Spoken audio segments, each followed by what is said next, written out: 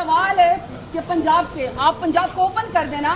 ये जो चिट्टी अनपढ़ टिक टॉक वजीर आला जो वहाँ पे बैठी हुई है, तो ये बात बता दूं कि जिस तरह के पीके के काफले को कटी पहाड़ी के ऊपर और अटक के पुल के ऊपर जिस तरह उनको सामना करना पड़ा, हम जब डेरा गाजी खान से या साउथ पंजाब से निकले, हमारे बचपन में कहते थे कि मक्का जाना बड़ा मुश्किल है।